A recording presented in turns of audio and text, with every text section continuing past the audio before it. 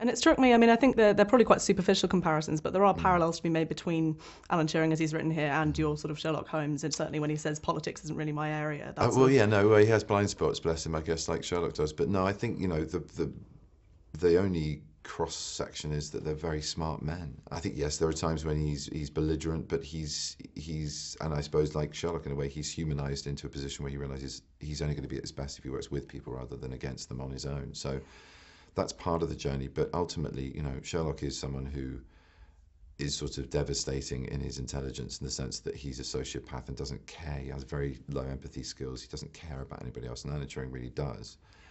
We see a boy falling in love with another boy. We see a man forming an incredibly close relationship with a woman that he cares about and loves deeply, but can't obviously, sexually acknowledge. It's a sort of polite way of putting it, but it's not in his nature. But he's on a different scale altogether, I think, from Sherlock as a character. And obviously, he was a real man, and socially, I think somebody who was capable.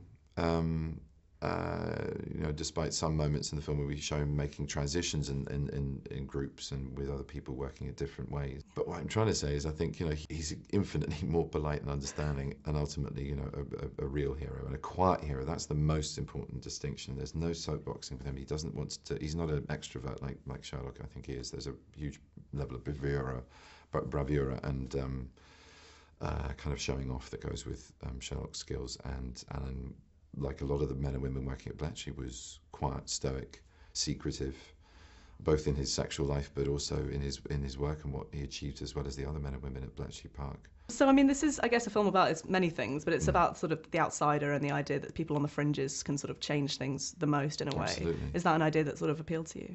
Yeah, I think very much so. I think also, while it celebrates everything about him that is different and that needed to be acknowledged, and hopefully this film will sort of shine light on as well, is it's also a story about someone who was very, I think, conditioned by being a sensitive man in a world. He wasn't devoid, he wasn't sort of extracted on purpose, he wasn't isolated as a genius in an ivory tower. He was very, very in contact with the people and the environment that he worked in, which is borne out in his work, in his physicality, the fact he was an active homosexual man and an incredible athlete. I mean, like a marathon runner, but at Olympic level is what I was trying to say. And,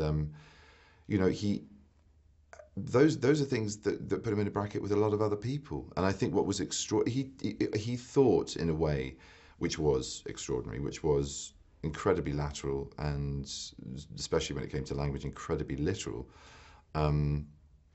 But he brought us into contact with ideas, the sort of brilliant ideas that you think, well, of course. I mean, and that's something I think that takes a huge amount of connection to the world. So while he was different, he was ultimately, I think, the positive side of this story is that, there was a huge connection with everybody else that would have said he was different, which makes him the same, if that makes any sense at all. No, definitely.